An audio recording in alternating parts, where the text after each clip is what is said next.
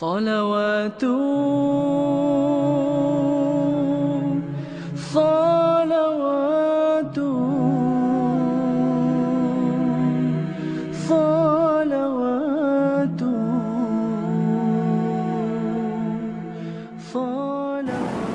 Muslimin dan muslimat rahimahullah. Alhamdulillah, syukur kita pada Allah Subhanahu wa taala yang memberikan kesempatan untuk kita bertemu pada malam ini. Permulaan tadi saya sebut salah satu daripada dipanggil bara'atul istihlal.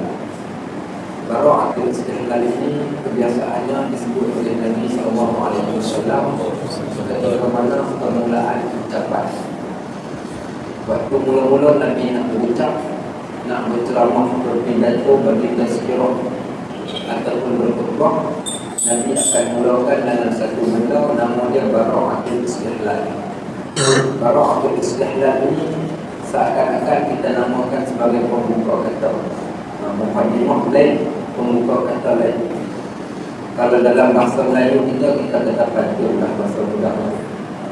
Mula-mula sekali kita buat pantun dulu, kemudian baru kita ceritakan hajat.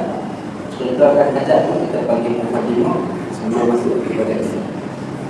Baik, bara'atul istihlal ini bukan saja-saja disebut oleh Nabi SAW, melainkan benda yang disebutkan itu termaktub di dalamnya tiga benda. Yang pertama iaitu pujian kepada Allah Subhanahu wa taala. Yang kedua ada di dalamnya iaitu doa. Yang ketiga ada dalamnya pujian kepada Nabi SAW. Dan dimulakan dengan menyebut nama Allah ini berasal daripada apa yang disebut dalam hadis yang masyhur, kullu syai'in, semua perkara yang kalau tidak dimulakan dengan nama Allah, maqtu'ul barakah, akan terputus keberkatannya. Pernah satu ketika berlaku di zaman Nabi SAW, orang-orang kafir Quraisy ini cuba nak lawan dengan Nabi. Lawan dari segi kata-kata, berhujah, berdialog, mereka kalau tak mampu nak lawan. Apa sekali macam mana mereka lawan dengan Nabi, mereka kata kami mungkin tak setanding, tak setaraf dengan beliau sebab dia orang sulit. Jadi mungkin dampakkan kata-kata Muhammad ini juga adalah kata-kata sihir, sebab kata-kata dia ini tak pernah disebut oleh orang yang lain. Dan ini dalil menunjukkan yang Nabi SAW itu adalah seorang Nabi. Nabi datang, Nabi bawa benda yang orang tak sebut. Wallazi arsala rasulahu bil huda wa dinil haq. Dialah Allah yang mengutuskan rasulnya bil huda, dengan petunjuk, wa dinil haq, dan agama yang benar. Allah yang menunjuki, Allah yang mengisyarkan, memberi taufik, hidayah, inayah pada Nabi pada setiap pertuturan yang terkeluar daripada mulut Nabi. Sehingga Allah sebutkan di dalam Al-Quran, wa ma yantiqu 'anil hawa in huwa illa wahyun yuha. Nabi tak cakap ikut hawa nafsu Nabi, tapi Nabi SAW bercakap pada apa yang telah diwahyukan Allah Subhanahu wa taala ke atas Nabi. Jadi Nabi tak reka, melainkan benda yang Nabi sebut betul-betul datang daripada Allah. Sebab itu sebahagian besar daripada kata-kata Nabi itu menjadi syariat kerana dia datang daripada Allah Subhanahu wa taala. Baik, jadi mereka mengatakan kata-kata Muhammad ini adalah sihir. Kerana bila dia bercakap, orang akan terpukul, tertarik, sehingga orang akan ikut dia. Golongan mustad'afin, orang-orang yang lemah ikut. Golongan-golongan yang kuat di kalangan dan pimpinan Quraisy pun sebahagiannya telah ikut Nabi SAW hanya melalui percakapan. Maka mereka maksudkan orang ini orang yang menggunakan sihir kata-kata. Waktu tersebut pada zaman Arab juga, mereka ini mempunyai bomo-bomo yang mereka jadikan sebagai tempat rujuk bagi sesuatu perkara. Sebagaimana hadis Nabi SAW jelas menunjukkan pada zaman itu adanya bomo. Antaranya hadis Nabi SAW yang menyebut, man atta arrafan aw kahinan, siapa-siapa yang mendatangi tok bomo ataupun tukang tilik, fasaddaqahu fi ma yaqul, dan dia percaya apa yang dikatakan oleh tok bomo dan tukang tilik tadi, faqad kafara bima anzala ala Muhammadin sallallahu alaihi wasallam. Maka dia telah kufur pada apa yang telah diturunkan ke atas Nabi kita Muhammad sallallahu alaihi wasallam. Maknanya zaman tu ada kebohongan. Datang seorang kebohongan ni, datang jumpa dengan pembesar Arab, dia kata kamu hampa ni awak bodoh sangat. Awak bengong sangat, takkan tak boleh nak lawan dengan Muhammad tu. Bukan siapa-siapa, seorang dia pun hampa ni ramai. Takkan tak boleh nak lawan dengan Muhammad tu. Orang kata jangan main-main. Dia punya kata-kata dia tu bisa. Dia punya kata-kata jampi serapah dia menyebabkan orang tertarik. Dia kata ingat dia seorang pandai jampi serapah, aku tak pandai. Bagi aku pergi jumpa dengan dia, aku nak dengar apa jampi yang dia baca, kita balas balik dengan jampi kita tengok siapa yang menang. Cakap sok, ini pun Nabi.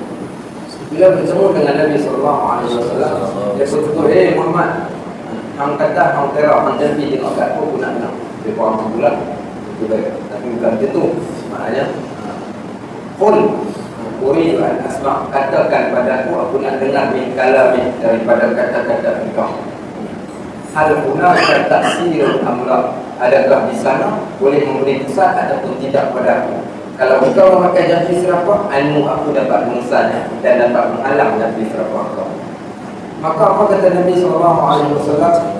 Innal hamdalillah nahmaduhu wa nasta'inuhu wa nastahdihi wa nastaghfiruh wa nu'minu bihi wa natawakkalu alaihi wa na'udzu billahi min syururi anfusina wa min sayyiati min a'malina man yahdihillahu fala mudilla lahu wa man yudlil fala tajida lahu waliyyan mursyida. Dalamnya lengkap. Doa ada, pujian bagi Allah ada, mu'awwizat, pelindung pun ada sekali kat dalam ucapan yang Nabi sebut. Sebab itu semua khatib-khatib dia akan mulakan dengan kata-kata ni. Alim ulama bila dia mengajar, dia akan mulakan dengan kata-kata ni. Apa maksud yang selalu disebutkan? Innal hamdalillah, semua benda ni segala puji bagi Allah. Nahmaduhu wa nasta'inu, kami puji dan kami mohonkan pertolongan daripada Allah yang satu. Wa na'udzu billahi min syururi anfusina, kami minta berlindung daripada kejahatan-kejahatan yang ada pada kami. Wa min syururi anfusina wa min sayyiati min a'malina, dan daripada kejahatan-kejahatan yang amalan-amalan yang berada pada kami. May yahdillahu fala mudilla lahu, siapa yang Allah berikan petunjuk dia tak akan sesat. Wa man yudlil, siapa yang sesat fala tajida lahu waliyyan mursyida, dia tak akan jumpa jalan keluar melainkan Allah yang tunjukkan bagi dia jalan keluar. Salah satu doa bila Tok Bomo ni dengar apa kata Tok Bomo, dia kata ni bukan jampi ni bukan main-main, dia kata ni sungguh-sungguh betul ni. Doa jampi engkau ni tak pernah disebut oleh mana-mana orang. Benda yang kau jampikan ini tak pernah disebut oleh mana-mana orang. Dia kata benda yang kau sebut ni adalah kebenaran. Hari ini aku naik saksi yang tiada Tuhan melainkan Allah, dan engkau adalah pesuruh Allah. Tok Bomo tu pula masuk Islam. Baik, apa yang kita nak bawakan kat sini? Sebenarnya dalam ayat itu ataupun dalam mukadimah itu disebut berkaitan tentang perkara hidayah, berkaitan tentang perkara petunjuk, berkaitan tentang perkara kesesatan. Nabi SAW bila Nabi nak bercakap, Nabi minta petunjuk daripada Allah. Tidaklah aku bercakap, melainkan Allah yang tunjukkan kepada aku untuk aku bercakap. Dan tidaklah orang-orang yang sesat itu diberikan kepada mereka cahaya, melainkan Allah yang akan berikan kepada mereka cahaya. Adapun aku yang bercakap, aku hanya sekadar nak menyampaikan. Urusan nak bagi hidayah kepada manusia ini adalah terletak pada Allah Subhanahu wa taala. Innaka la tahdi man ahbabta walakin Allah yahdi man yasha. Wahai Muhammad, kamu tak mampu nak bagi hidayah kepada siapa pun yang kamu nak, tetapi Allah yang menentukan siapa yang Allah nak bagi hidayah kepada seseorang tersebut. Baik, poinnya dekat sini. Malam ni kita nak cerita tentang satu topik. Topik ini mula-mula saya rasa risau juga nak cakap. Risau nak cakap sebab kadang-kadang dia boleh jadi sensitif, kadang-kadang dia boleh jadi pelerai. Harap-harap jadi pelerai kalau dia tak jadi benda yang sensitif. Sebab saya dah terkena punca sebab tajuk ni lah, saya terkena ban dekat Kedah, iaitu yang berpelatih sampai ke Melaka. Buku yang saya pakai buku Al-Sunnah wal Bid'ah. Tajuk pada malam ni sunnah versus bid'ah. Sunnah lawan dengan bid'ah. Tajuk ni tajuk yang bagi orang-orang yang menuntut ilmu kali pertama dia belajar ilmu, belajar cara bagaimana nak berdalil, dia rasa seronok. Dia rasa seronok dan semangat, excited nak pergi cerita ke orang, aku ada dalil, hang tak ada dalil. Hang mesti dengar daripada aku yang ada dalil. Ini penyakit orang mengaji. Saya dulu macam tu juga. Masa action, kami lagi tentang yang mengaji, orang lain tak mengaji, pergi nak lawan dengan geng-geng lebay-lebay yang duduk kat kampung. Itu orang kata niat tak elok dah. Kali Allah tak beri petunjuk. First time saya balik ke kampung, waktu tersebut tiba-tiba ada orang datang, dia kata Ustaz baru balik. Dia balik hari Rabu. Hari Khamis orang datang jumpa, besok boleh tak nak minta Ustaz bagi tazkirah Jumaat di masjid kampung kita. Saya kata insyaAllah. Tajuk tu pulang kat Ustaz lah. Ustaz boleh dah tajuk apa-apa. Saya pun tengok. Lama dah hidup tunggu kita nak smash. Niat benda tak apa nak smash orang. Nak smash orang ni, nak pukul bila lagi nak hantar ni. Simpan lama dah tak boleh nak hantar. Tunggu masa saja nak hantar. Saya kata tak ada topik yang paling sesuai untuk penduduk kampung aku melainkan topik ini. Saya bawa satu kitab dalam bahasa Arab. Asalnya tajuk cari-cari. Tak jumpa. Petang tadi baru cari kitab, tak jumpa. Pukul 5 setengah saya pun pergi cari kat BTS. Tengok-tengok ada. Tapi terjemahan dalam bahasa Melayu asalnya dalam bahasa Arab. Nipis saja sekitar tak sampai ke 30 muka surat. Tapi yang bila diterjemahkan ke bahasa Melayu dah jadi 100 muka surat. Jadi 100 muka surat.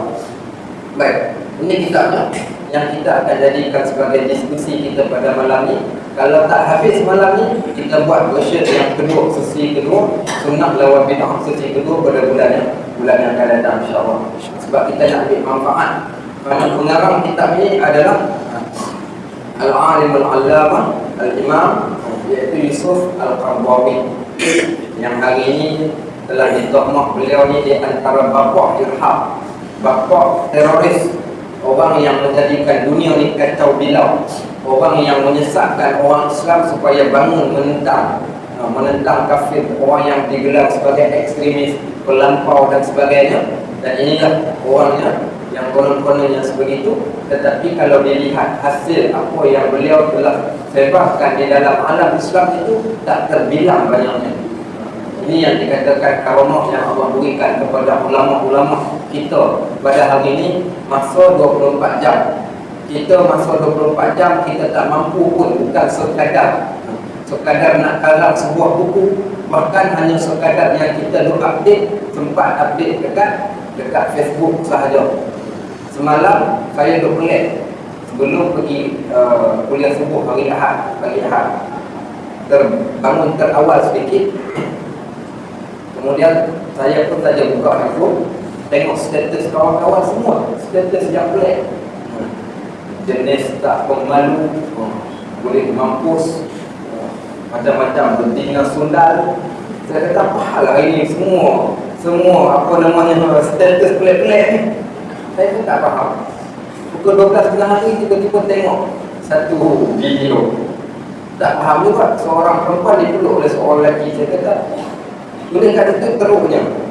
Tak dapat nak baca, tak sampai lagi. Sampailah lepas tu sikit ada orang hantar satu video yang agak panjang. Tengok kat situ baru saya faham. Bila tengok, rasa nak makan nasi pun rasa tak sedap. Saya jalan benda-benda kat dalam rumah tadi, dia nak kena lepas dia buat, tak lepas rasa tak. Mula-mula sekali kita tengok. Sebab tu Islam sebut dalam bab sabar ni, Iza apa? La taghdab falakal jannah. Jangan marah, Allah bagi syurga. Sebab sabar yang paling dahsyat ni sabar as-sabru 'inda sadmatil ula. Sabar ketika mula-mula menimpa. Mula-mula tengok ni rasa marah ni, geram, tunggu ada orang untuk kita lepaskan, tapi tak ada orang nak lepaskan. Duduk seorang-seorang rasa mana saya buat tak tahu sabar. Sampailah malam tu kebetulan ada ceramah, sempatlah lepaskan sedikit bebanan ada kat dalam hati kita. Sebab apa yang kita tengok tu rasa berat sangat-sangat. Rasa berat apa yang berlaku. Itu keadaan yang berlaku akhir ini tentang isu K-pop dan sebagainya. Ini pun muncul daripada oleh kerana orang-orang yang satu sudut kita kasihan, satu sudut kita rasa malu, satu sudut kita rasa marah, satu sudut kita rasa hari ini dunia ni dah jadi tak termegah.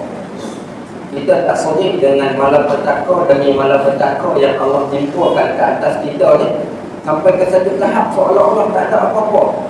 Pagi tadi saya baca satu ayat Al-Quran ni, satu tempat kuliah tafsir, ayat berkaitan tentang dalam Al-Quran Allah sebut, afamin hadzal hadis ta'jamu. Wahai manusia, ni benda-benda yang berlaku di sekeliling kamu, dengan banjirnya, dengan masalah musibah demi musibah yang berlaku, daripada kebenturan jatuh sebiji, 2 biji, 3 biji, banjirnya, tanah runtuh punya, pelbagai benda yang berlaku, ekonominya, masyarakatnya. Afamin hadzal hadis ta'jabu, kamu boleh rasa sorok lagi dengan benda yang berlaku ni. Allah tanya manusia, afamin hadzal hadis ta'jabu wa tadhakuna wa la tabkun, bahkan kamu boleh bergelak ketawa dan kamu tidak menangis sikit pun, maknanya tak rasa takut dan gerun pada apa yang berlaku. Wa antum sabidun, sedangkan kamu semua akan kembali bertemu dengan kami, kata Allah Subhanahu wa taala, fasjudu lillahi wa'budu. Maka sujud kepada aku dalam arti kata patuh kepada aku, wa'budu, sembahlah aku. Allah kata kembali balik kepada Allah. Berlaku sesuatu musibah, jangan duk berbangga, jangan seronok, sebab kalau seronok bahaya. Siapa belajar hadis tentang akhir zaman, kita akan jumpa tentang satu hadis yang Nabi SAW sebut, idza fa'alat ummati 15 haslah halat fiha al-bala. Kalau umat aku melakukan 15 perkara ini, kata Nabi SAW, halal ke atas mereka bala bencana. Ini bahaya. Kalau umat aku melakukan 15 perkara ini, maka halal di atas, malapetaka ke atas mereka. Allah kata, tunggu masa saja, Allah akan turunkan bila-bila masa. Salah satu daripada 15 perkara ini, idzan tasyaratil fawahish. Apa idzan tasyaratil fawahish? Bila mana fawahish, perkara-perkara keji itu tersebar merata-rata tempat. Yang berlaku di Kuala Lumpur, orang di Johor, orang di Penang, orang di mana-mana tempat, senang saja dapat mengetahui tentang perkara keji. Tersebar. Kemudian yang kedua masuk tersebar di sini, iaitu perkara-perkara maksiat dan dosa ini dibuat secara berleluasa tanpa ada perasaan malu sedikit pun. Ini yang paling bahaya sekali, kerana Nabi SAW sebut pada salah satu hadis yang lain, apa kata Nabi? Kullu dzambin mu'afa. Semua dosa-dosa ini akan diampunkan oleh Allah Subhanahu wa taala. Semua dosa-dosa yang kita buat, kalau kita bertaubat, Allah akan ampunkan. Illa sahibul mujaharah, melainkan orang yang melakukan dosa secara terang-terangan. Dosa-dosa yang kita buat di dunia hari ini boleh dimansuhkan, boleh dipadamkan dengan solat yang kita buat, dengan wuduk yang kita ambil, dengan sedekah, dengan amalan-amalan ibadat yang lain. Semua amalan-amalan ibadat menjadi pencuci. Sebagaimana solat, kata Nabi, atadaruna law kana fi babi ahadikum an-nahra fata'tasilu fihi 5 marratin fi kulli yawmin wa laylah hal tabqa min darnihi syai'. Kata Nabi SAW, apa pandangan kamu kalau di hadapan rumah kamu ada sebatang sungai dan kamu mandi di sungai itu sehari 5 kali? Adakah pada tubuh badan kamu ada lagi daki-daki kotoran? Kata sahabat, tidak ya Rasulullah. Fakadzalika shalah, demikianlah itu salat tambul yang akan menyucikan segala dosa. Dosa-dosa yang kita buat boleh diampunkan oleh Allah Subhanahu wa taala, dibersihkan. Innal hasanat yudhibna sayyi'at, kebaikan memadamkan dosa. Tapi ada dosa yang dia takkan, Allah tak akan terima, Allah tak akan padamkan sampai bila-bila, melainkan dengan taubat yang sungguh-sungguh. Apa dia? Kullu dzambin mu'afa, semua dosa diampunkan Allah. Illa sahibul mujaharah, melainkan orang yang melakukan dosa secara terang-terangan. Maknanya melakukan dosa secara terang-terangan ini, dia buat dosa di hadapan khalayak ramai.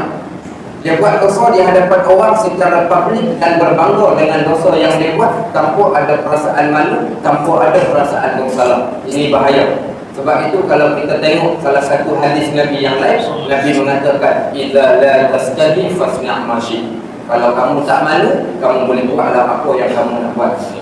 Tak tahulah kat mana hilang kemaluan anak-anak darah kita pada hari ini. Bukan kemaluan, malu. Maluan lain, malu. Kat mana hilang malu anak-anak darah kita pada hari ini, sehingga sampai ke satu tahap Hari ni kalau saya baca komen-komen tu, kadang-kadang tukang komen pun macam-macam bahasa guna. Dia kata amboi, dia kata kalau kami pergi penuh confirm dah ada pergi cas cabul tu. Tapi Korea penuh dia tak kata cabul pula, dia seronok pula. Dia kata memang tak standard langsung. Orang kat komen tu tulis kat dalam tu. Bukan soal keadilan siapa boleh penuh siapa, bukan yang tu. Tapi kita bincangkan soal maksiat, dosa yang dibuat secara terang-terangan. Ini bahaya kerana menghalalkan bala bencana yang Allah boleh turunkan ke atas manusia, dan kena dia akan kena secara jamiah, secara keseluruhan. Apa namanya, Ummu Salamah, salah seorang isteri Nabi sallallahu alaihi wasallam.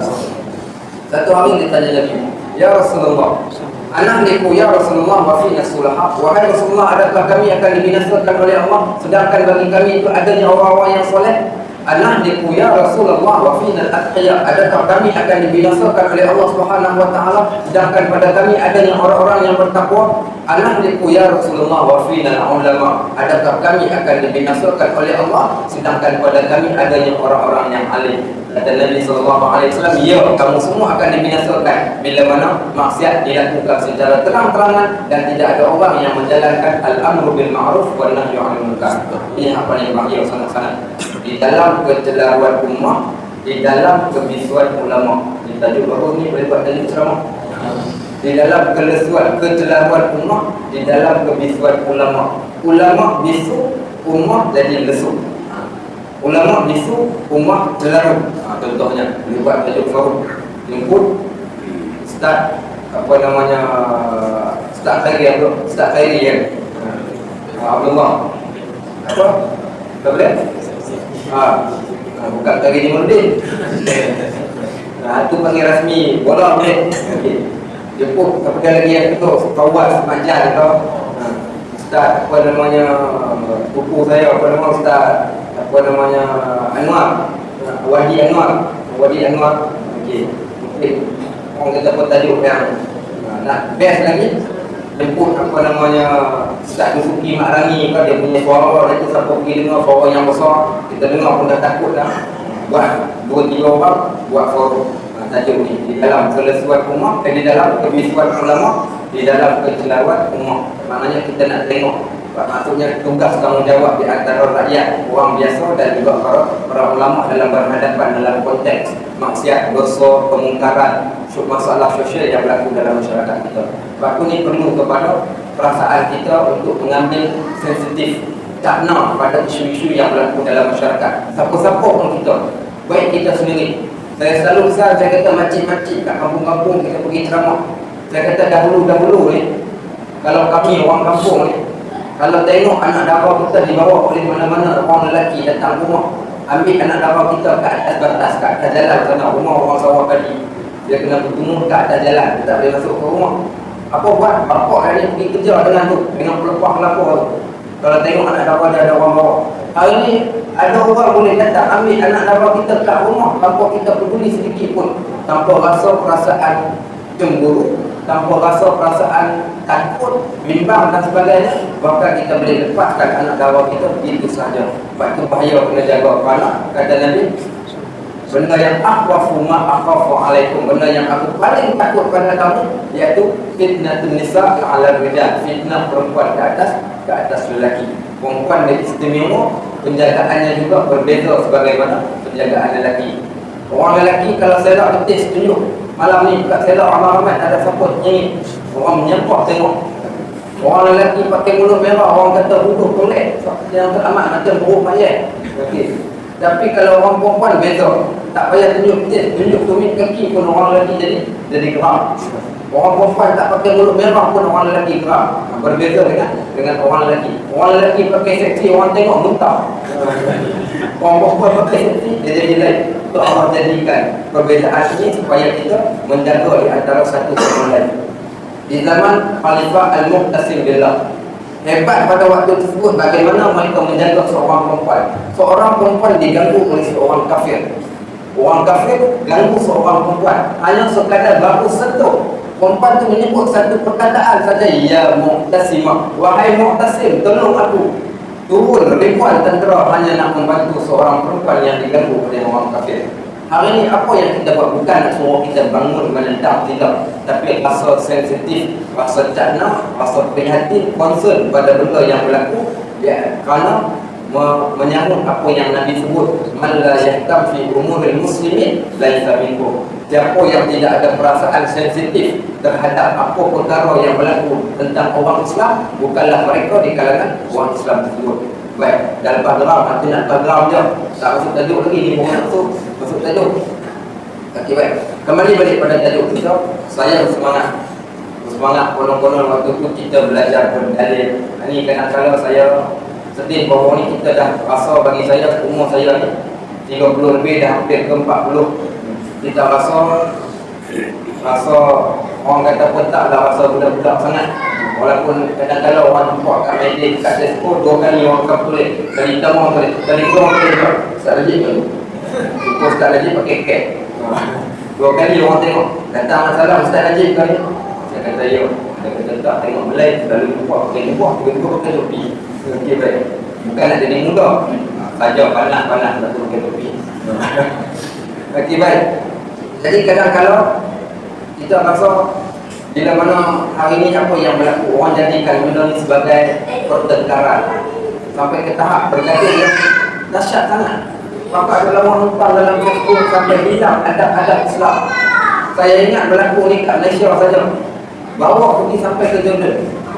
Baru-baru ni saya pergi ke Jordan 10 hari pergi tengok, tak adalah kawan-kawan saya semua dah pergi. Mereka ada yang buat PhD, ada yang buat master kat sana, ada pun yang adik-adik yang buat degree. Kita pergi tengok dahulunya yang pertembungan fikrah dalam bab politik zaman saya dahulu. Hari ini bila kita pergi, kita terkejut kerana mereka bergaduh pada benda-benda yang simple sangat-sangat. Bergaduh soal tahlil, bergaduh soal talqin, bergaduh soal sifat 20, bergaduh tentang salah dan qalah, bergaduh yang amat dahsyat. Sampai ke tahap kafir mengkafir di antara satu sama lain. Saya kata, ya Allah, ruginya kita, kamu datang kat sini, bila kamu balik ke Malaysia, kamu akan dapati dunia itu terlalu luas berbanding pada apa yang kita fokuskan pada hari ini. Maknanya sampai ke satu tahap bergaduh sampai menyebabkan kafir mengkafir, tuduh menuduh, bermasa muka, kutuk mengutuk, dan dijadikan Facebook sebagai medan untuk meluahkan apa yang terpendam kat dalam hati mereka. Panggil berhadapan, mereka tak berani, mereka berlawan ketika mana berada kat dalam Facebook. Ini salah satu benda yang cukup tak cantik. Lepas tu saya sebut pada orang baru-baru ni, waktu tazkirah saya kata, mana-mana ustaz, kamu semua adalah ustaz. Balik ke Malaysia, kalau kamu berceramah mengajar orang, dengan ceramah kamu menyebabkan orang bergaduh, saya rasa kamu kena cek dari pelajaran yang kamu belajar. Saya cukup, kalau orang datang kat kita untuk nak ajar berjidal, saya minta maaf. Saya kata saya tak pandai bermuka, saya tak pandai berjidal, minta maaf kalau ada saya salah dan silap, tegur, dan kalau silap saya mohon maaf. Untuk kita nak berlawan, untuk kita nak lawan hitam di antara satu sama lain, itu bukan Islam ajarkan kita. Islam tak ajar pun kita macam tu. Kita ada cara kita yang tertentu. Ini pandangan kita, boleh terima silakan, tak boleh terima terpulang. Sebab tu kita ambil sikap berlapang dada, sikap bertasamuh, berlapang dada dalam setiap perkara yang berlaku, dan jangan sampai ke satu tahap hentam-hentam, sampai ke satu tahap kafir mengkafir, bermasa muka dan sebagainya. Saya tinggalkan pada mereka satu hadis Nabi, la tabaghadu, la tahasadu, wala tabaghadu, wala tadabaru, wala tanajashu, wa kunu ibadallahi ikhwana. Apa kata Nabi? Jangan saling berhasad dengki, jangan saling memarahi, jangan saling berpaling, tak mau tengok muka, jangan saling duk cari kesalahan orang. Wa kunu ibadallahi ikhwana, jadilah kamu hamba Allah yang bersaudara. Sedangkan Islam itu bersaudara, tiba-tiba kita nak bergaduh sebab agama. Yang ni boleh ada something wrong yang tak kena kalau ada ustaz-ustaz yang sebegitu sekali. Lepas tu kita kena hati-hati. Tengok ustaz kalau hak mulut celumpah sangat, tinggalkanlah daripada kita mendadak tengok mendengar maki hamba dan sebagainya. Itu bukan cara orang yang berilmu ketika mana mereka bercakap. Saya, kesilapan saya pada permulaan, saya nak sekadar ceritakan buku ini yang bukan salah buku, salah saya. Buku tak salah, cara pembawaan saya tu yang menjadi salah. Kita semua dapat mikrofon, saya duduk nampak dalam masyarakat saya, mereka buat solat jenazah. Bila ada mayat yang meninggal, malam tu kalau meninggal malam dia tak tanya berapa duit yang ditinggalkan oleh si mati untuk urusan jenazah. Mereka kata kami ada 3,000. Okey, maknanya 3,000 untuk semayang. Okey, ya, 3,000 untuk semayang jenazah. Semayang jenazah kena duit. So 3,000 didarabkan dengan RM3 satu kepala, kita akan dapat 100 orang. So dia akan bajet, orang yang mengurus sekali dia akan jual. Masjid Bukit Baru sila hantar sebiji mereka 5 orang. Masjid Bukit Katil, Masjid Bukit Berwal, Masjid Bukit Piatu, Masjid Bukit itu, Bukit ini, semua minta hantar, kumpulkan. Dia orang datang, bagi seorang satu kepala RM3. Solat ramai-ramai, solat kapal. Selesai solat semua, tengah berdoa datang seorang masuk kat celah-celah sah, masukkan duit letak kat tangan waktu tengah berdoa. Tak sampul dia. Kita tengok tak cantik sangat-sangat. Tak cantik. Kalau zaman tu waktu saya cakap tu, saya tak kata tak cantik. Okay, guna bahasa lain tak lama saya sebut kat sini. Okey, baik. Tak cantik sangat nampak. Maknanya kita tengah kat tangan berdoa tu berdoa, kita tak duit. Nampak macam kita tak suka pula. Orang tak duit satu sampul.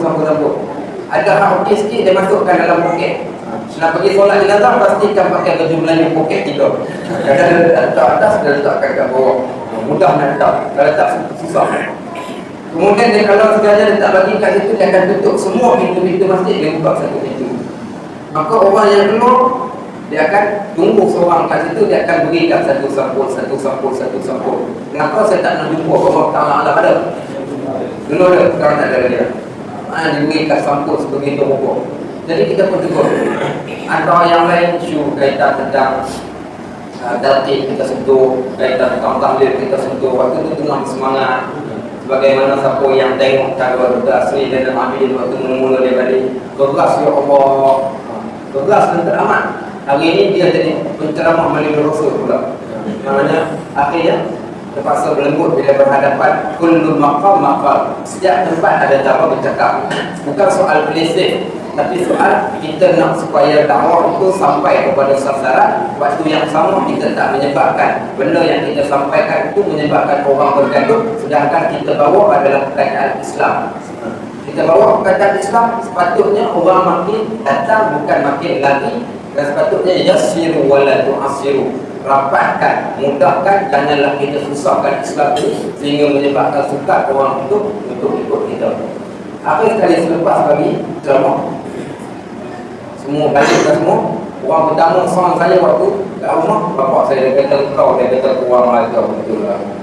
Kau punya bahasa aku tahu ke tidak? Bahasa kau orang tak nak guna waktu mengajar. Kemudian dia kata, kalau kau nak tegur walaupun benda yang kau tegur tu baik, dia kata tapi cara tak kena tempat, cara kau tak kena. Dah lah kali pertama dapat mengajar, kali pertama lagi kau dah belasah. Dia kata tunggulah dulu, dia kata perlahan-lahan lah, sedikit-sedikit, jangan buat terlalu berluduk sangat.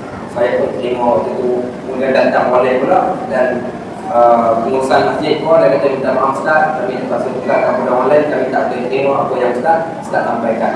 Sampai ke hari ini mereka masih lagi blacklist nama saya. Sebab takut, walaupun kita dah pun orang kata pun tak sebagaimana dahulu, tapi masih lagi di blacklist disebabkan mana pendekatan. Ini kerugian dalam dakwah. Sebab itu penting. Sebab itu malam ni, kerana tajuk yang diberikan bertepatan dengan tajuk buku, maka saya rasa satu buku yang paling neutral setakat sekarang ini, yang tidak terlalu, kita katakan terlalu mudah, terlalu ekstrim, dan tidak terlalu bermudah-mudah. Dia ambil cara yang paling pertengahan. Wa kadzalika ja'alnakum ummatan wasata. Maka yang demikian itu kami telah jadikan kamu wahai Muhammad umat pertengahan. Umat wasata ini wasatiyah, umat yang kita katakan tidak terlalu ekstrim dan tidak sampai ke tahap terlalu bermudah-mudah, dan semua benda berkandungan kepada dalil yang lengkap. Baik. Permulaannya, apa yang kita faham dengan sunnah? Bila kita sebut sunnah lawan dengan bid'ah, ataupun sunnah dan bid'ah, apa itu sunnah, apa itu bid'ah? Pengarang kitab ini iaitu Al-Alimul Allamah Syekh Yusuf Al-Qaradawi. Dia kata, kalau kita tengok sunnah dari sudut bahasa ini, iaitu pendekatan menerusi kepribadian.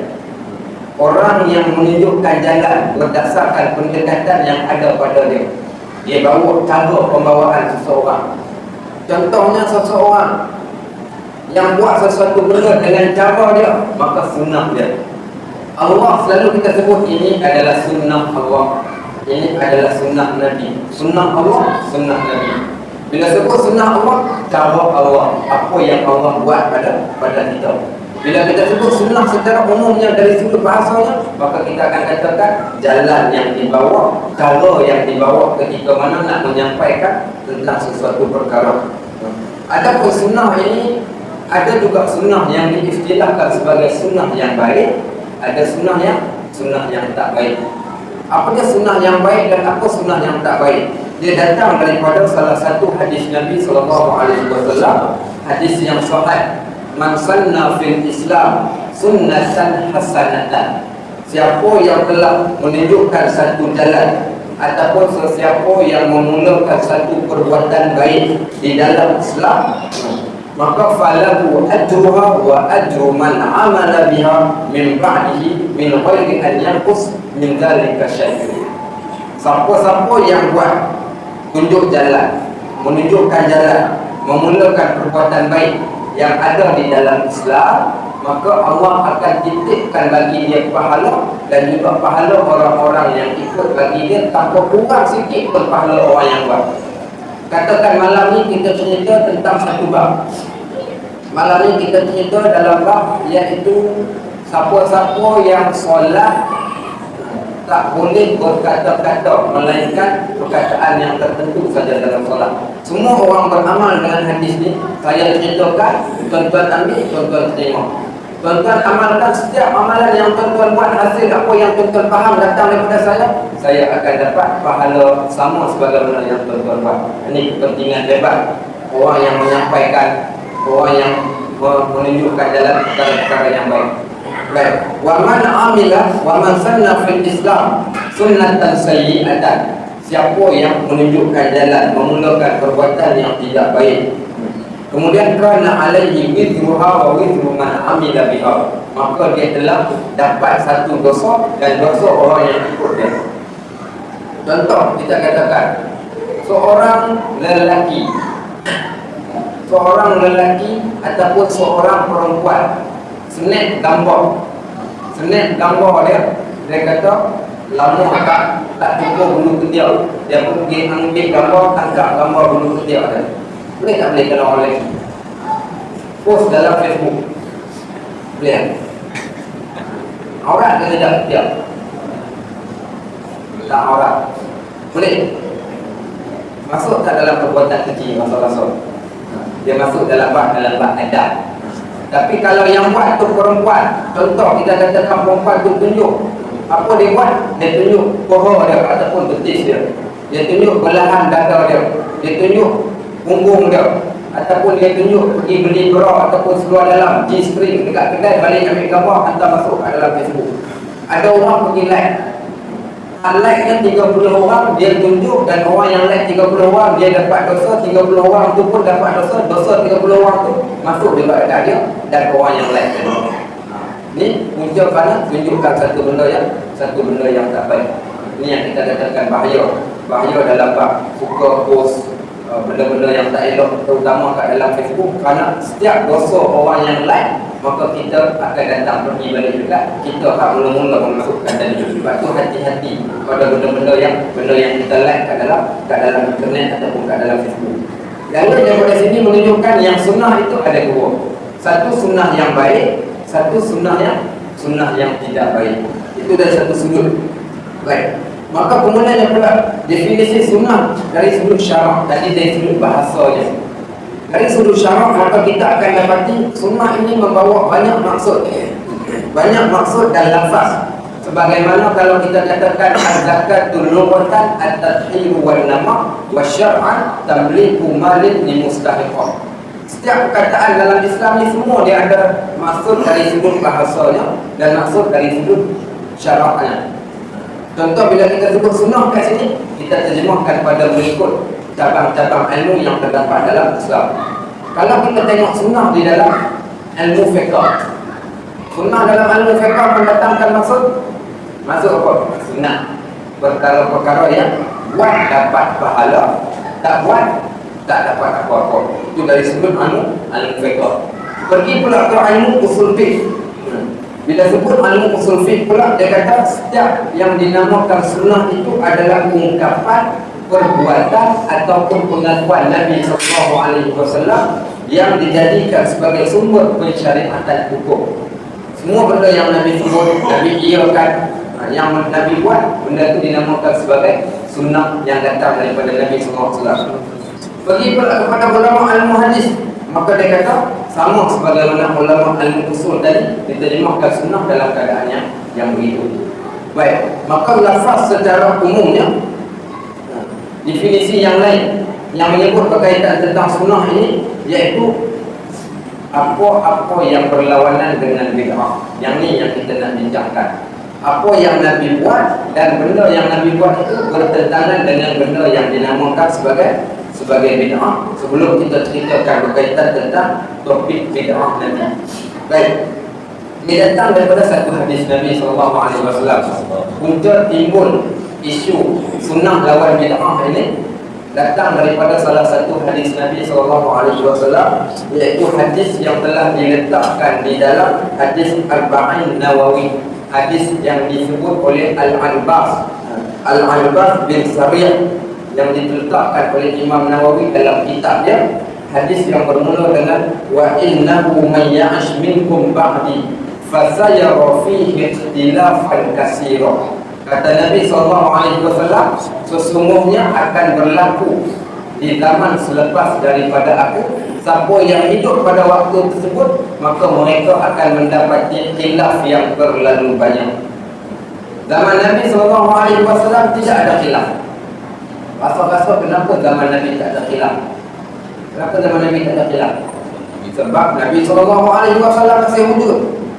Saya ingat waktu saya belajar di Jordan, ada seorang pelajar Salafi Wahabi yang kuat dalam kelas. Duduk kat depan sekali, konon-konon nak lawan dengan pensyarah, angkat tangan. Orang Arab ni dia tak suka dan hentam depan-depan, dia tak tinggal-tinggal Arab. Angkat tangan, dia kata, Syekh, saya nak tanya satu soalan. Dia kata, mana ada mazhab-mazhab? Mazhab ni siapa yang bawa? Zaman Nabi tak ada mazhab. Kenapa yang kita pandai-pandai buat mazhab yang empat ni? Sedangkan Nabi dia turun dan lengkap dalam Al-Quran dan Sunnah. Kenapa kita nak kena ikut mazhab? Sudah kita baru belajar mazhab ni. Lagi fiqh, manhaji, mazhab Syafi'i. Kalau kata tak boleh ikut mazhab pula, kita pun terfikir betul juga. Al-Quran dah ada, Sunnah dah ada. Kenapa perlu ikut mazhab?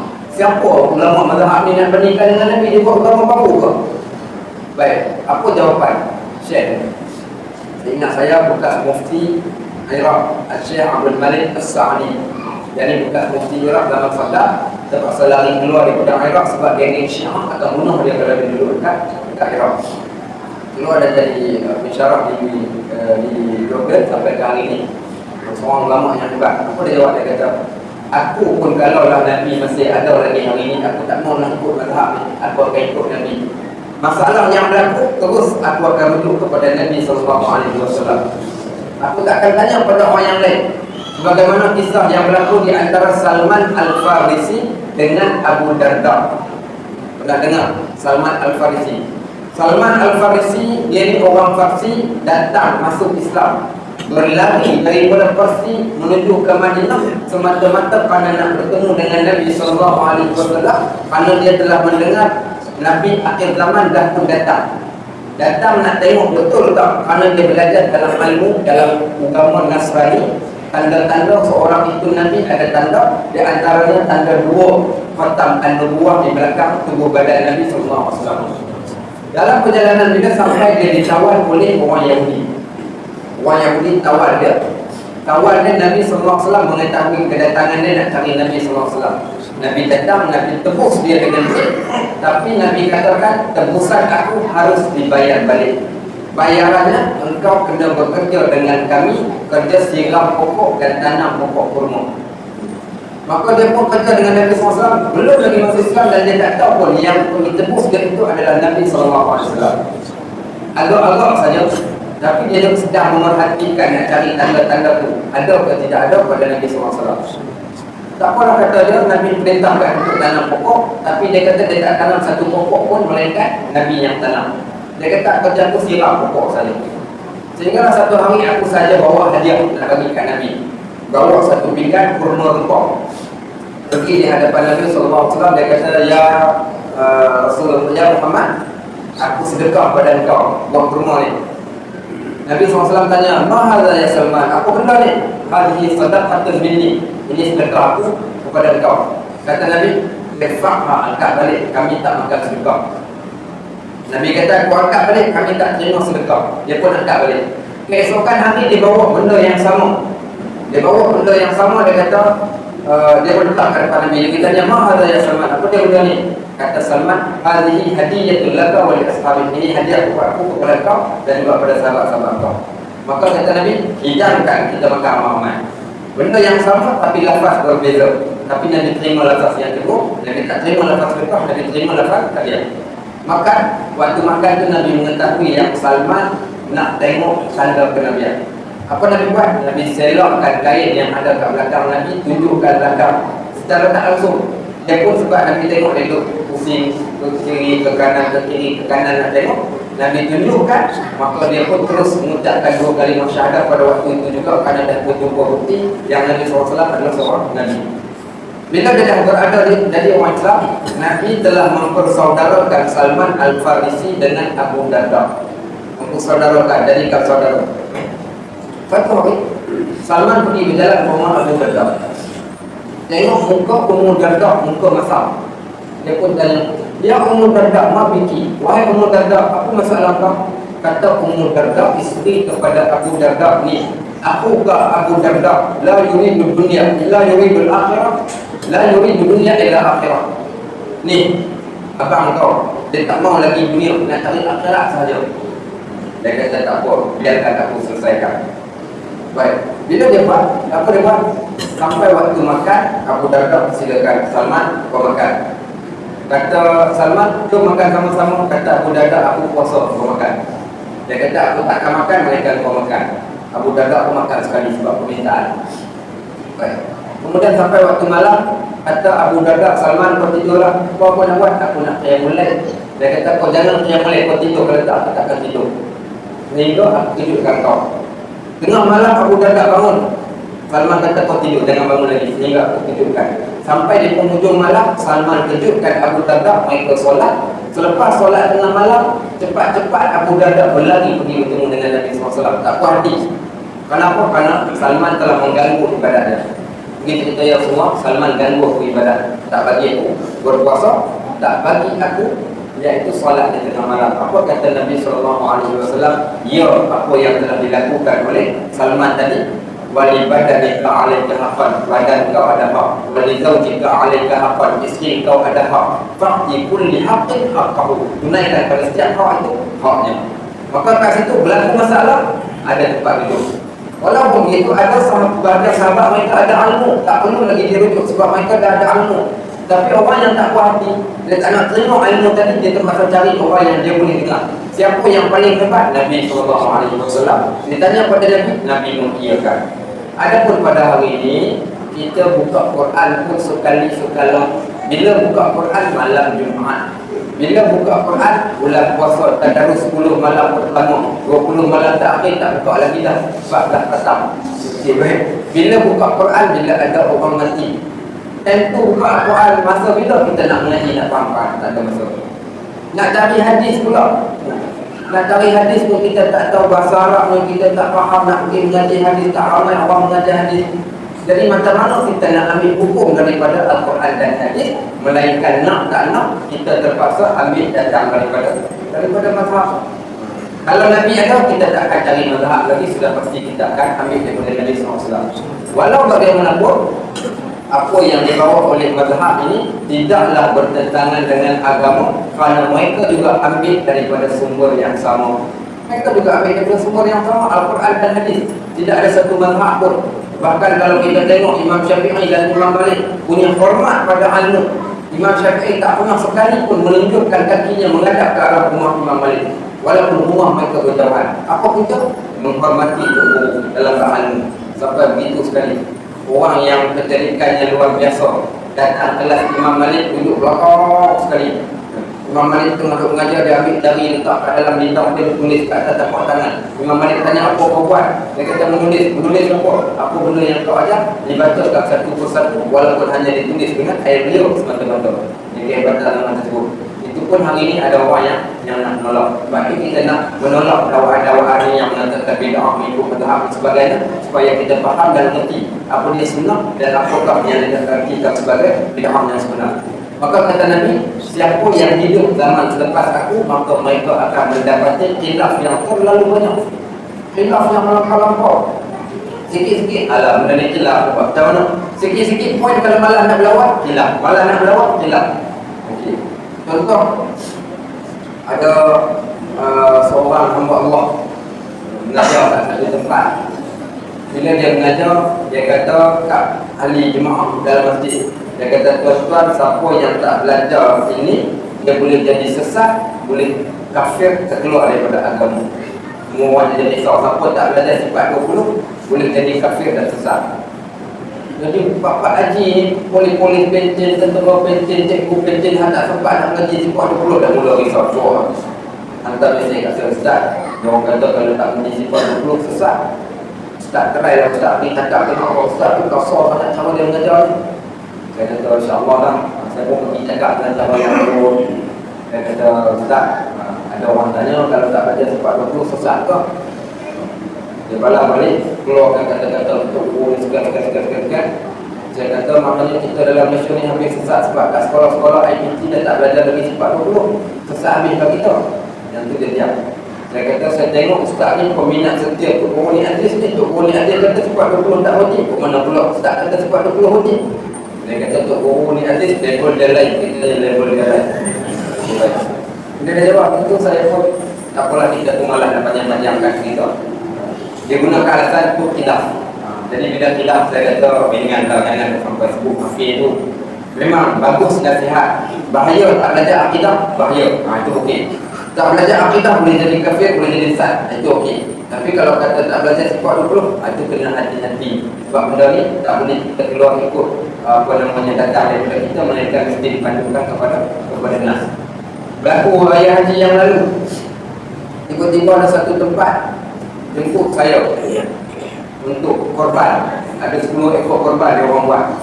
9 ekor korban penduduk sekitar, 1 ekor korban untuk Nabi. Saya kata, tak pernah dengar pula saya korban untuk Nabi ni. Ada ke korban untuk Nabi? Last kali saya kata, dia kata ada. Dia kata jangan banyak tanya, kita ikut saja ke guru kita. Saya kata taklah, saya pun bukan nak kata saya ke guru, tapi saya tak nak jumpa, saya pun belajar tapi saya tak jumpa dia. Last kali dia pun menggunakan alasan benda ni guna khilaf juga. Okey baik, khilaf pun apa dalil yang khilaf tu tak pernah sebut. Sampai sudah mereka tak bawa dalil pun yang mengatakan dalam bab ni.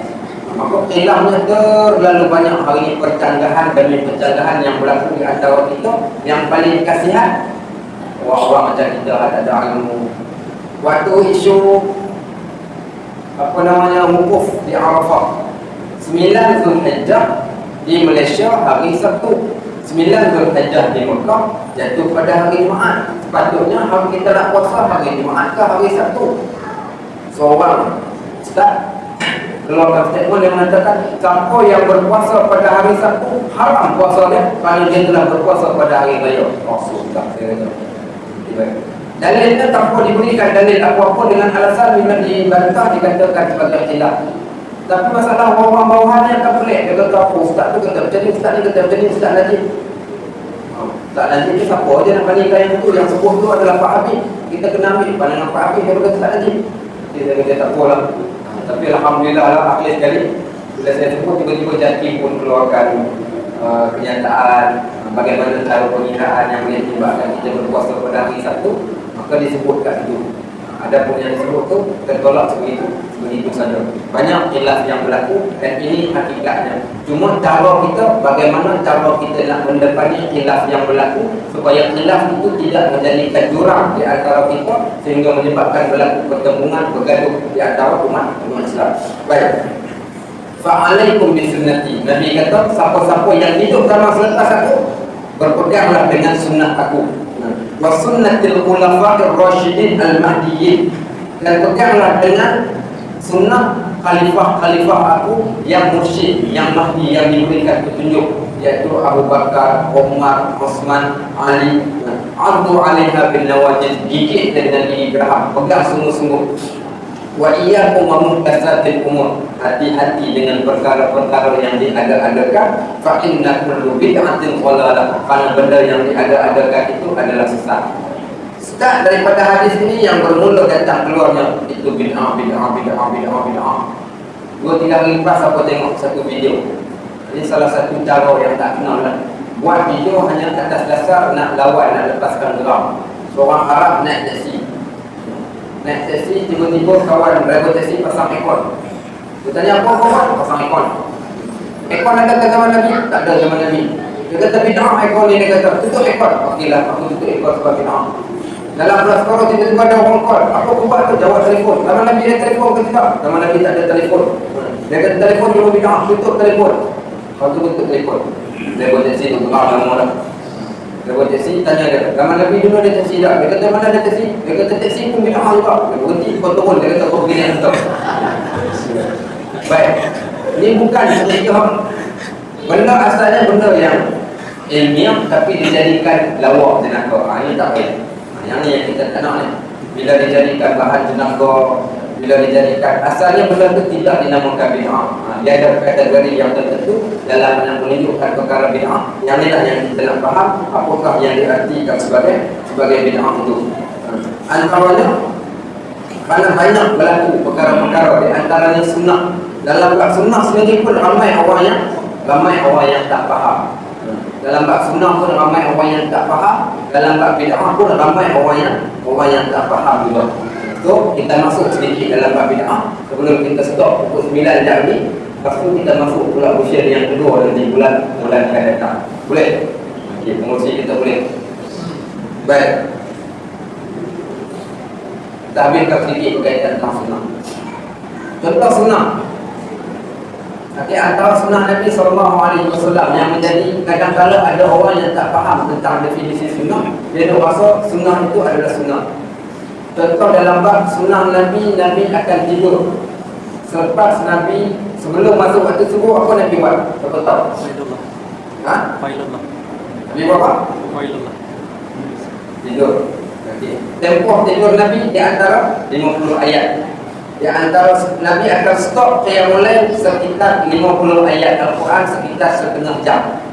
Apa yang Nabi buat? Nabi akan tidur di atas lambung kanan. Jadi orang yang salah faham dalam bab sunnah pun ada cara dia nak faham. Kena baca satu buku lagi, beli buku Fiqh Kaifa Nata'amal Ma'a Sunnah, bagaimana nak bermuamalah dengan sunnah. Dalam ada orang yang tak faham. Dia kata kalau Nabi tidur lepas subuh, sebelum subuh kita pun kena tidur. Datang ramai-ramai kat masjid, pergi kat soh ni, tidur kat atas tangan. Orang kata jangan tidur kat masjid, nampak tak tulis jangan tidur di dalam masjid. Dia kata apa tu imam jahil, orang mengaji tak mau mengaji. Sedangkan Nabi tidur dahulu sebelum Nabi solat subuh. Kenapa melarang saya daripada melakukan satu sunnah Nabi? Siapa yang melarang saya pun daripada melakukan sunnah, boleh terdalam dia punya akidah. Kita pun risau juga nak lawan sunnah Nabi ni. Contohnya satu lagi dalam bab selempang. Itu kita cerita nanti akan datang. Nanti ada orang main bawah ni bawa selempang hijau ni. Nanti bawa selempang. Bab masalah serban, bab masalah pakaian. Apa paling dahsyat mesti tak faham yang saya sedih lah dalam bab ni. Tapi ni pandangan saya, mungkin orang lain ada pandangannya.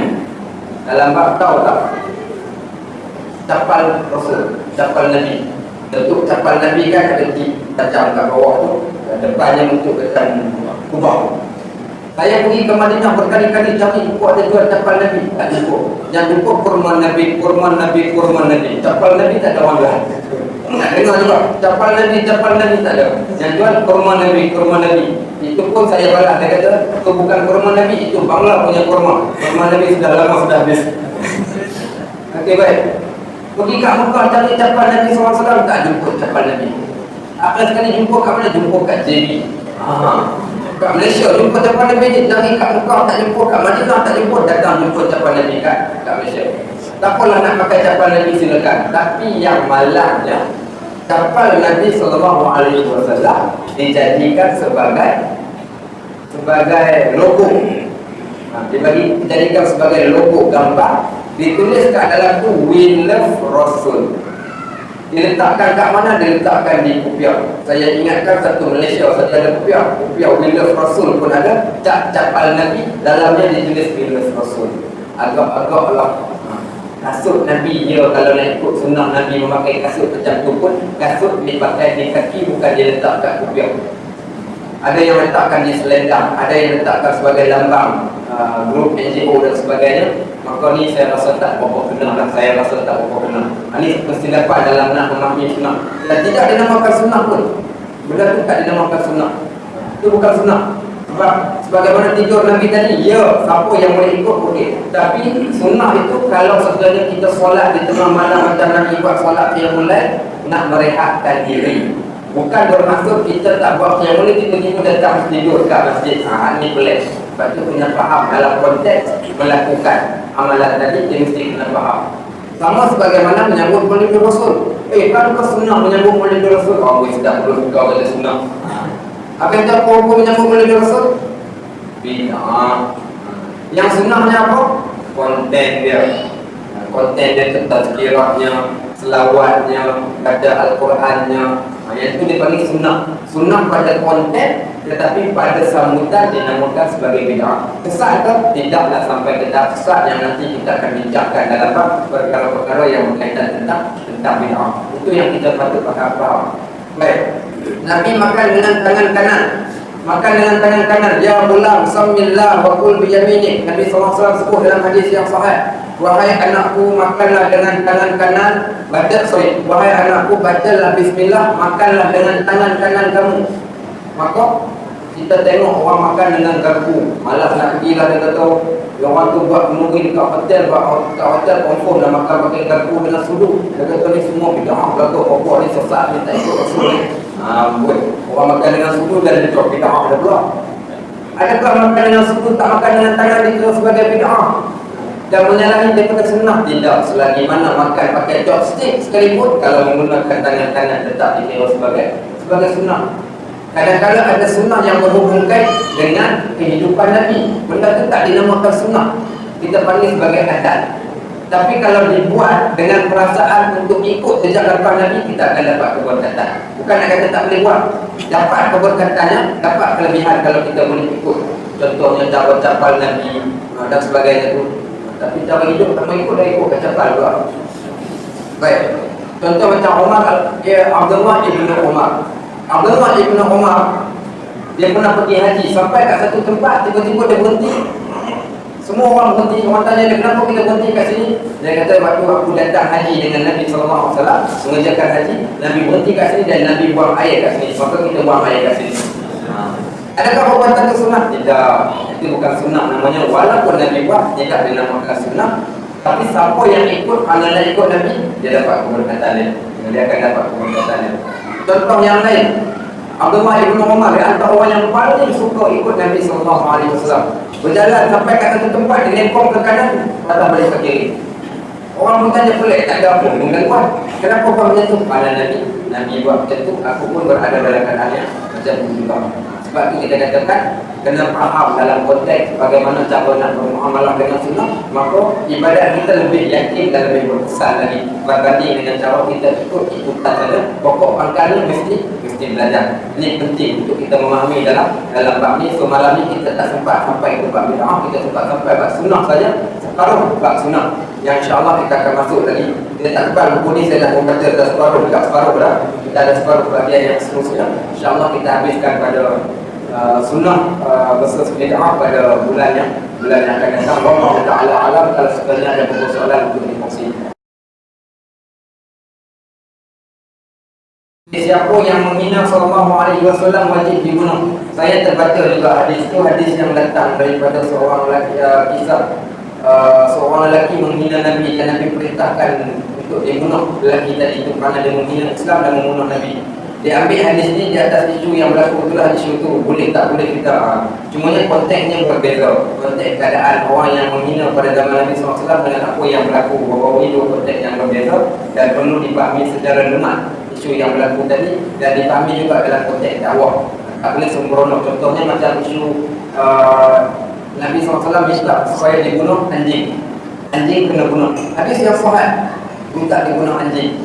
Cumanya bila dikupas oleh ulama muhadisin dilumatkan lagi, maka kita dapati anjing yang minta dibunuh itu anjing yang mendatangkan mudarat kepada manusia. Adapun yang tak datang mudarat maka tidak mendatangkan apa-apa masalah.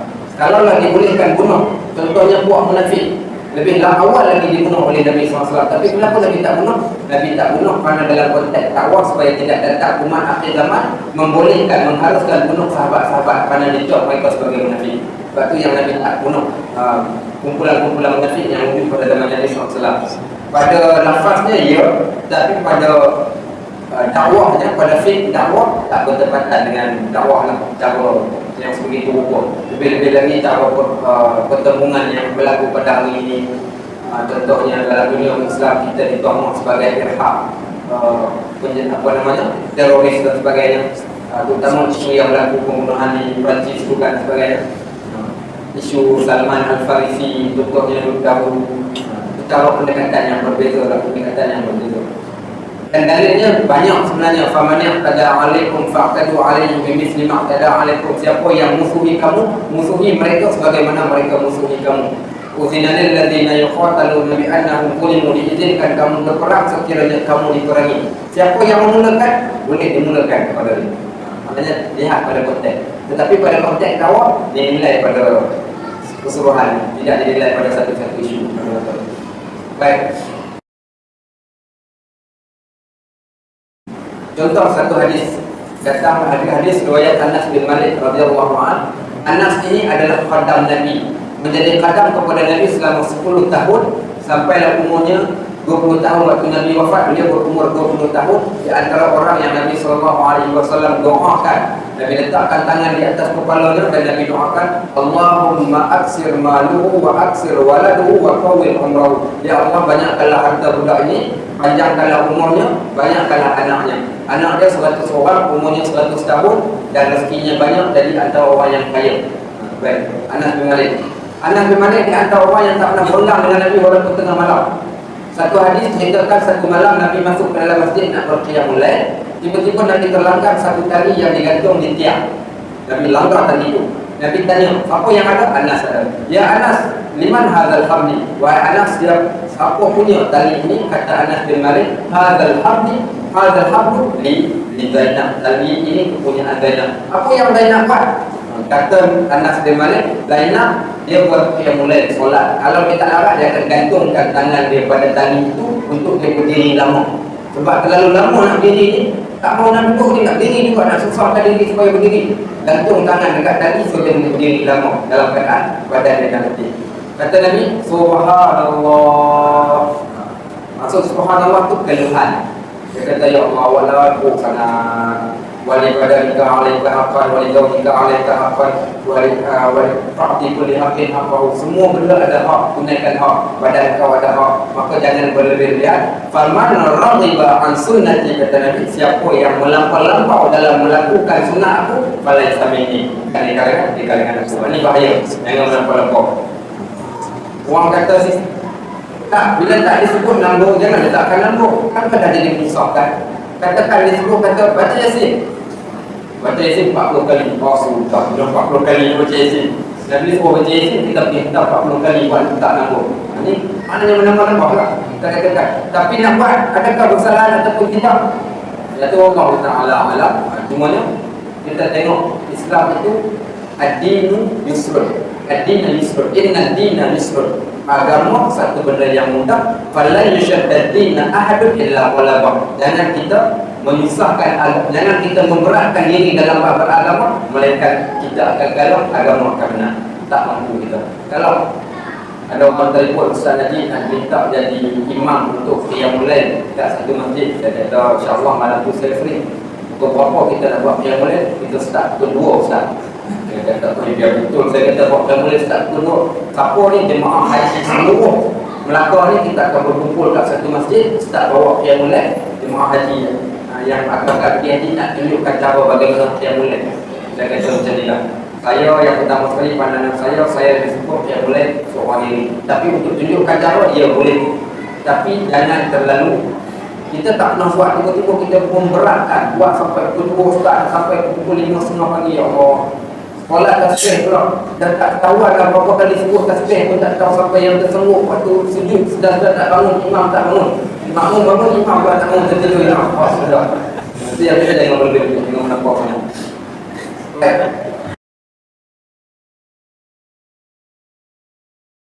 Yang pertama soalan tentang qital, yang kedua soalan tentang cukup umur. Soalan tentang qital ini akibat asal qital adalah adat orang Arab.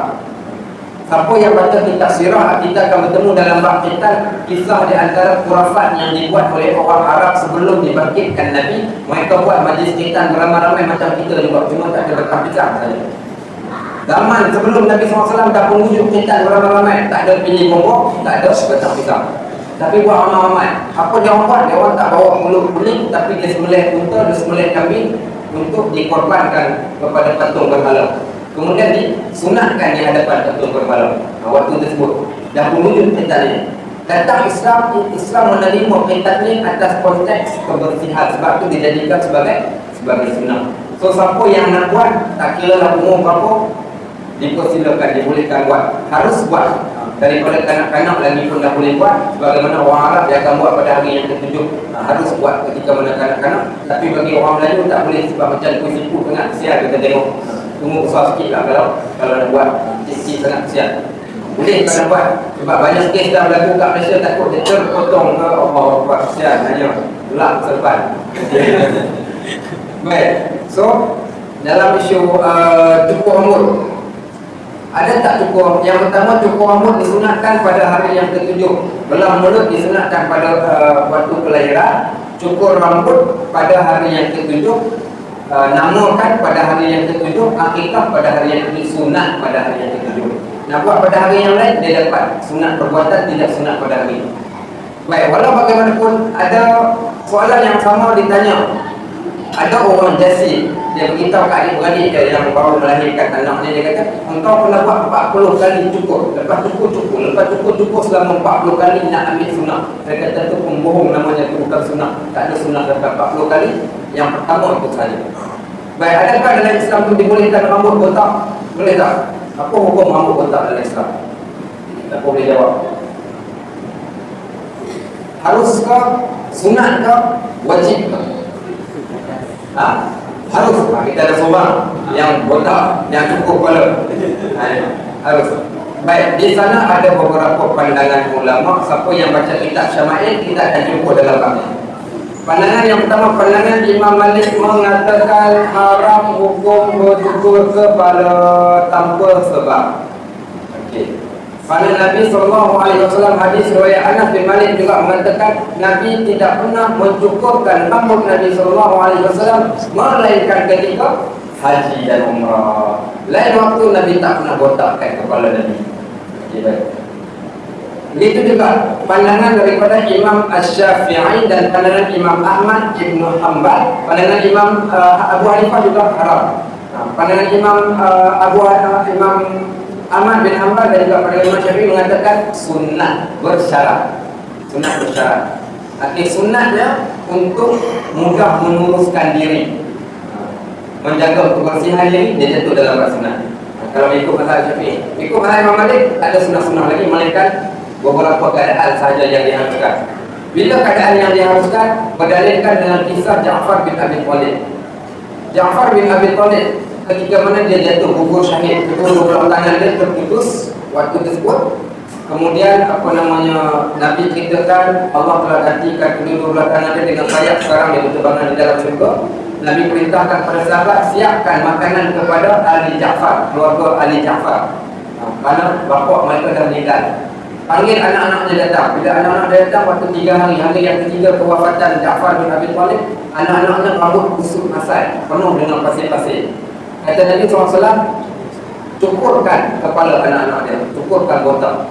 Kenapa cukur? Sebab nak jaga kebersihan. Anaknya tengah dalam keadaan sedih, rambut tak terurus, botakkan rambut anak dia. Dalil daripada sinilah yang dibolehkan untuk dibotakkan kepala untuk tujuan mudah nak menguruskan disebabkan faktor kebersihan ataupun faktor penyakit. Baik, yang kedua, kisah di zaman Umar Al-Khattab radhiyallahu anhu. Seorang lelaki bernama Nasir bin Hajjaj. Seorang lelaki bernama Nasir bin Hajjaj ini beliau menjadi sebutan kepada wanita-wanita yang wujud. Cerita perempuan gatal ini bukan pada zaman hari ini. Cerita zaman Umar lagi dah ada perempuan gatal. Umar Al-Khattab berjalan dekat tengah-tengah bandar Madinah. Tiba-tiba terdengar perempuan-perempuan tu menyanyi-nyanyi, alangkah bahagianya hati kami hari ini kalau dapat melihat Nasir bin Hajjaj. Seronoknya hari kami hari ini kalau kami dapat tengok Nasir bin Hajjaj. Dia orang buat lagu-lagu dangdut kata Allah Ta'ala alam. Jadi Umar Al-Khattab ini pelik. Kenapa orang tu bernasib tentang seorang lelaki yang bernama Nasir bin Hajjaj ini? Akhir sekali dia minta panggil Nasir bin Hajjaj datang kat tempat dia. Bila dia tengok wajah Nasir bin Hajjaj, barulah dia mengetahui jawapan kerana Nasir bin Hajjaj rupa-rupanya orang yang terlalu handsome, galak, menyanyi K-pop. Punya handsome. Kyrie, KJ, dia sebut dia kata kalau nak kahwin tak payah cari lahap putih, tidak, dia kata cari hak hitam manis macam dia. Okay, baik. Jadi dia kata waktu sebut Nasir bin Hajjaj orang yang paling handsome. Bila dah paling handsome dan tengok, patutlah menjadi fitnah di dalam masyarakat. Orang tergila-gila tentang seorang lelaki yang handsome sebagaimana Nabi Allah Yusuf AS. Apa dia buat? Dia perintahkan cukur kepala dia pergi botak. Botak confirm tak handsome. Okay. Sabar-sabar. Okay. Orang-orangnya bila dah cukur botak, lelaki orang perempuan minat botak tu lagi diminati. Rupanya orang perempuan meminati lelaki yang kepala botak kat Madinah pada waktu tersebut. Bila dia tengok lagi makin orang perempuan gila kan Nasir bin Hajjaj bila kepala dia botak, dipanggil semula datang bertemu dengan Umar Al-Khattab. Apa yang Umar buat? Umar telah ikatkan sorban kat atas kepala dia supaya tak nampak handsome lagi. Keluar balik, rupanya pakai sorban pun handsome juga. Fashion yang dia handsome ni, buah sorban pun handsome juga. Akhir sekali dia dibuang daerah di Basrah. Dibuang daerah di Basrah kerana keberadaan dia menyebabkan perempuan-perempuan rasa terganggu. Sebab tu perempuan-perempuan yang memakai hijab kadang-kadang boleh sampai ke hukum wajib untuk menutup mukanya. Bila mana kalau cantik yang terlalu cantik sehingga bila dia berjalan di mana-mana orang akan jadikan sebagai perempuan kerana mengelakkan daripada berlaku fitnah. Bukan wajibnya pada tutup tapi wajib pada fitnah yang berlaku sebagaimana Nasir bin Hajjaj tadi. Contohnya abang kita mungkin sebab handsome terlalu apa tu dia cukup kepala tapi masih lagi handsome kalau pun cukup.